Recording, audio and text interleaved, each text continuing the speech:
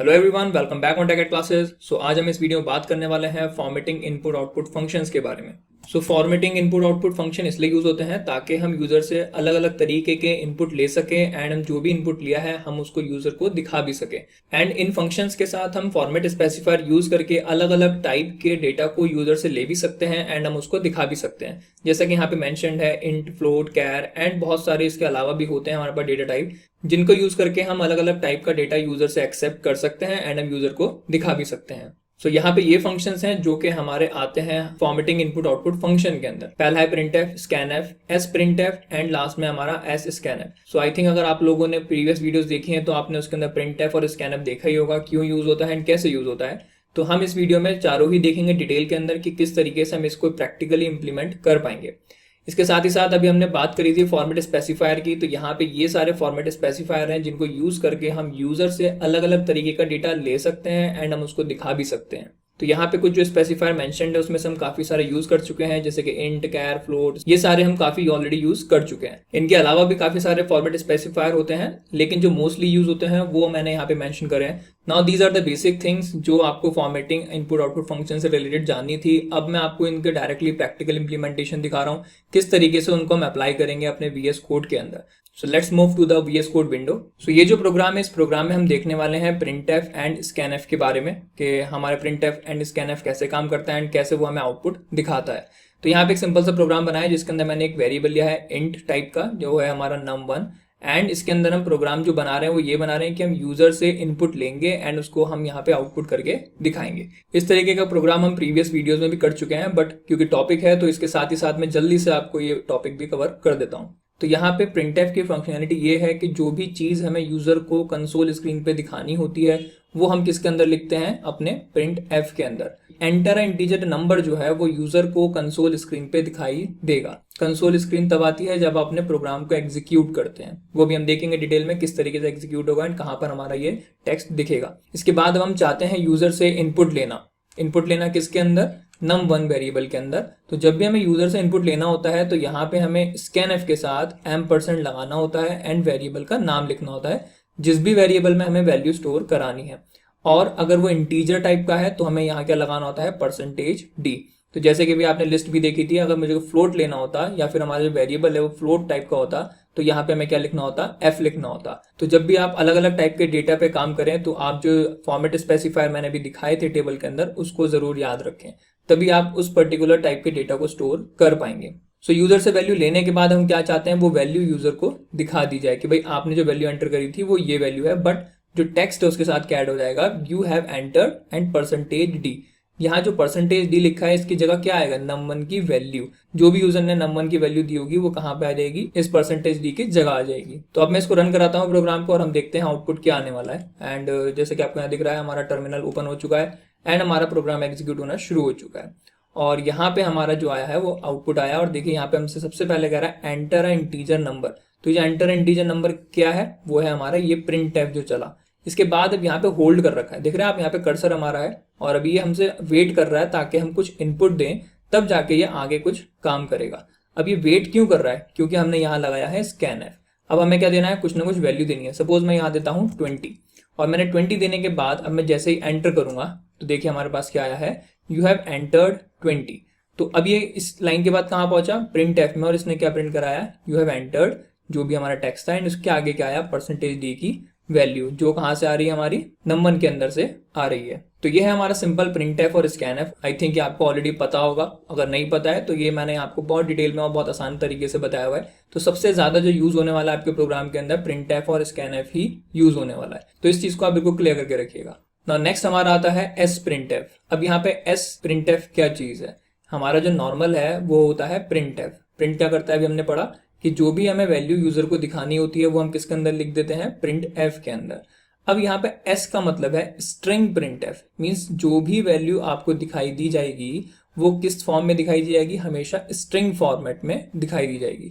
अभी तक हम क्या कर रहे थे, जो भी वैल्यू हम दिखा रहे थे यूजर को प्रीवियस प्रोग्राम में, वो हमने कहाँ दिखाई थी, कंसोल में। अगर आपको याद हो तो टर्मिनल ओपन हुआ था एंड वहां पे उसका आउटपुट या फिर इनपुट हमने वैल्यू वहां से ली थी। बट अगर हम sprintf की बात करें तो यहाँ पे कोई भी रोल कंसोल का नहीं है या फिर टर्मिनल का नहीं है। यहाँ पर जो भी वैल्यू प्रिंट करी जाएगी वो किस फॉर्म में करी जाएगी, स्ट्रिंग फॉर्मेट में करी जाएगी। यहाँ पे डायरेक्टली एक वेरिएबल की वैल्यू किसी और वेरिएबल में स्टोर हो जाएगी और किस फॉर्म में हो जाएगी, स्ट्रिंग की फॉर्म में।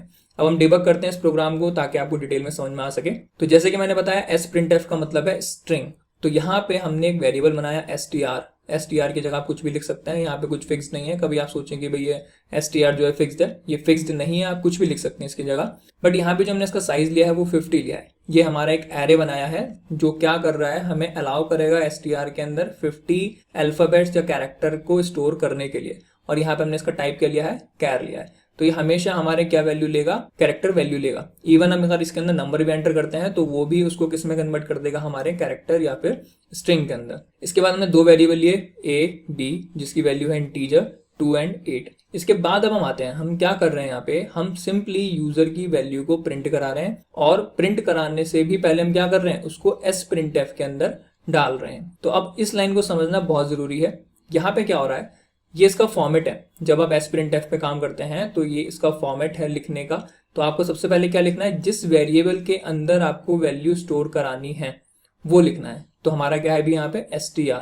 तो यहाँ पे आपको दिख रहा होगा str हमने लिया है और जो कि क्या है, ब्लैंक है, इसके अंदर कोई भी अभी वैल्यू नहीं है। इसके बाद हमने बताया कि भाई मैसेज क्या जाना चाहिए, ठीक है। तो मैसेज हमने क्या दिया है, %d एंड %d। यहाँ %d एंड %d का मतलब है ए की वैल्यू कहाँ पे जाएगी, फर्स्ट वाले %d में, बी की वैल्यू कहाँ जाएगी, दूसरे वाले %d में, और इसके बाद क्या प्रिंट होगा, आर इवन नंबर। तो ये जो भी वैल्यूज हैं, ये भी जो नॉर्मली हैं ये इंटीजर टाइप की हैं, बट जब ये ए और बी की वैल्यू str के अंदर स्टोर होंगी तो ये किस में कन्वर्ट हो जाएंगी, हमारी स्ट्रिंग के अंदर। तो नॉर्मली ए की वैल्यू जो है वो इंटीजर टाइप की है 2 एंड बी की जो वैल्यू है वो है हमारी इंटीजर टाइप की 8।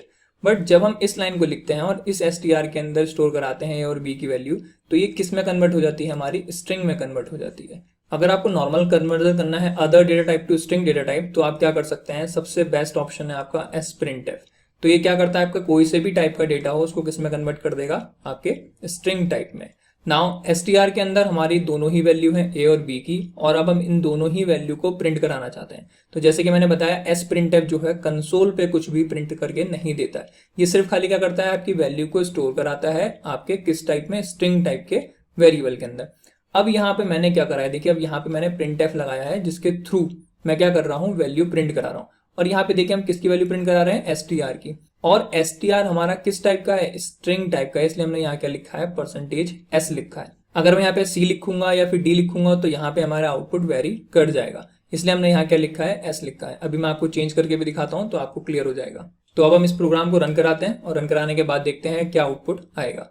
तो जैसे कि आपको यहाँ दिख रहा होगा, देखिए आ रहा है 2 एंड 8 आर इवन नंबर। अभी इस तरीके से क्यों आया, हमने तो printf के अंदर लिखा था सिर्फ खाली str, और यहाँ पे हमारे पास पूरा आया है 2 एंड 8 आर इवन नंबर।